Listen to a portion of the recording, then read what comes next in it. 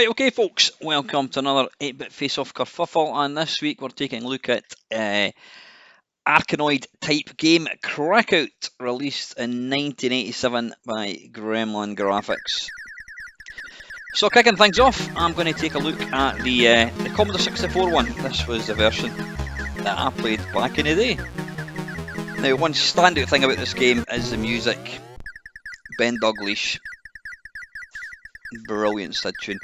Now, I bought Arkanoid on the C64, and whilst technically it looks and plays absolutely phenomenally, it is absolutely impossible to play with a joystick. Try it, trust me, just try and play it with a joystick. An Arkanoid game or Breakout game, call it whatever you want, cannot be played with a joystick. However, Krakout can. Now, I think it's the ball is a lot bigger. It doesn't move as quick. I mean, it's a lot more sedate. I did buy Krakout as well, and I have to say, this was the Breakout game that I played on my C64. I remember even, the only one slight thing that annoyed me about this game, or I wouldn't say annoyed me, but I would have preferred it had it been up and down. But I think actually the way Gremlin have done this, having it landscape, it stretches the screen and it gives you a bit more space. You know, the C64 was wider than it was high, and so an Arkanoid game, if you're playing it up and down, you're not going to get as much time to kind of react, but playing it like this is actually really clever. Now, I did at one point, I can recall doing it. I remember turning my TV on its side. If you want to do that, then there you go, problem solved. But this is a great game, it really is. I mean, there was Arkanoid really, it kind of kick-started the craze in Breakout games. Breakout was one of the earliest games to come out, released for any system. And I'll have to say it's quite a boring game, but Arkanoid really, it just added things. You had weapons and what have you, interesting graphics as well, and that opened the door to a slew of Breakout games. I mean, you had this, you had Impact on the 16-bit. I think, did you have Impact on the 8-bit? I'll need to have a quick look actually, because that would be another face-off kerfuffle. And there was another one. Oh, what the hell was it called? I can't remember. There was another one that came out. Was it Alligator Software? And it was on the 16-bit machines. And of course there was also Batty released. It was infamously released as a game free. I don't know what magazine it was, a Spectrum magazine, and it turned out to be the best Arkanoid game on the Spectrum. So that's the C64 one. Here is the Amstrad one.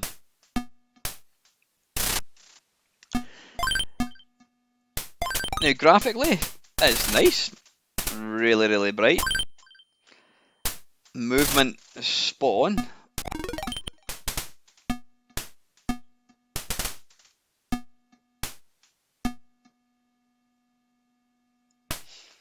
Obviously, it's not got the music, which is a shame.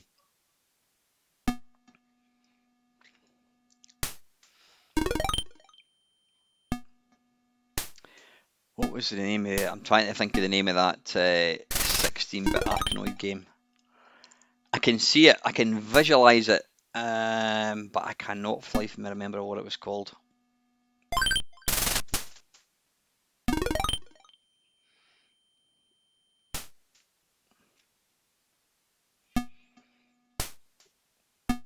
But yeah, it's a nice. These games they're quite relaxing to play. You try and play Arkanoid. I mean, the arcade Arkanoid is phenomenal. You know, if you've got a paddle to play it, you can just about play it with a mouse. To be fair, but don't try and play Arkanoid with a joystick. It's especially C64 one. There's an interesting I'm going to call it a bug. On the Commodore 64 Arkanoid, you very, very, very rarely get the laser. Now, you really need the laser for a lot of levels because some of these ones you've got to hit the bricks twice, whatever.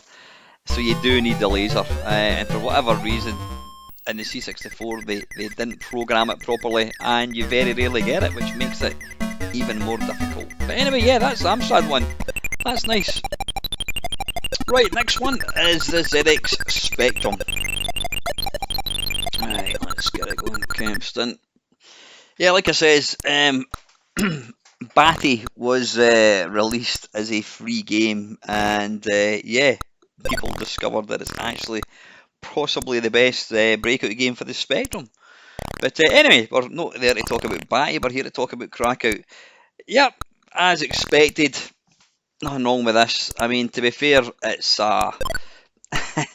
it's not going to push the boundaries when it comes to graphics. It's coloured blocks.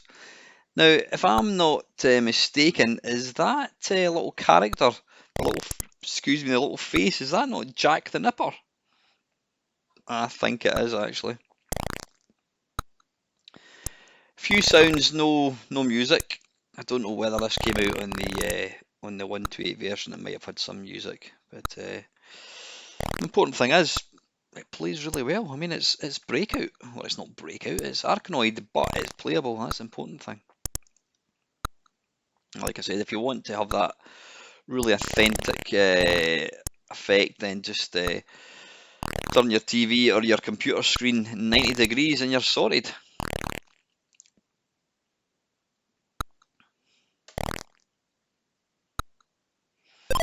Yeah, these games, as I says, when Arkanoid came along, there was an absolute massive amount of them.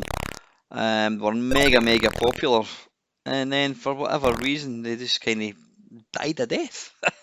It's like anything, I suppose. You know, shmups, they come and go. Platform games come and go. But yeah, I don't know if there's ever been any modern. It'd be nice to see a modern take in this game.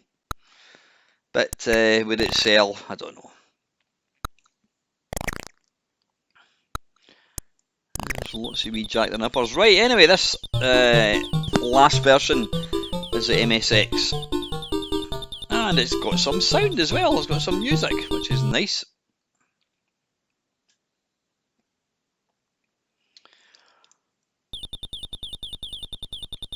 Right, now, I don't know how to get the joystick working in this. This particular emulator that I use can be a wee bit fiddly, so I'm just playing this with the keys, so you need to cut me some slack, folks.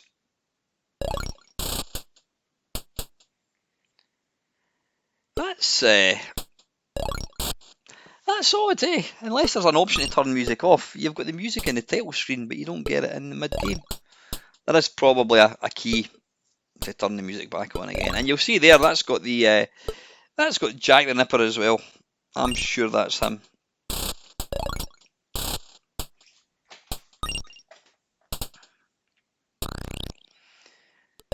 Now this oddly never got released on 16-bit, not even Atari ST. I mean, it came out in 1987, so you know, perhaps Gremlin didn't think the Atari ST had sold enough units to warrant putting a version out.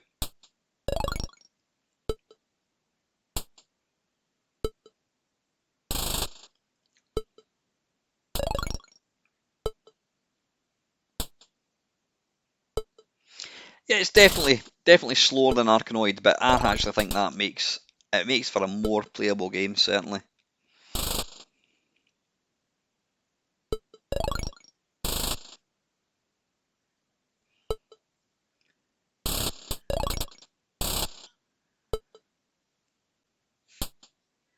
Right, come on, you bugger.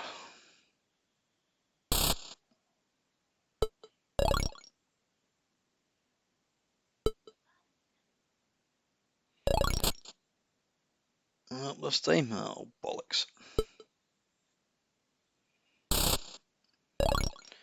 Right, this time. There we go. Yeah, anyway, listen, that is the MSX. So let's just do a quick summary, shall we?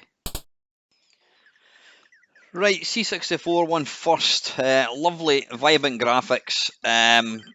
You know, functional, and it's obviously got the killer Ben Dalglish music track.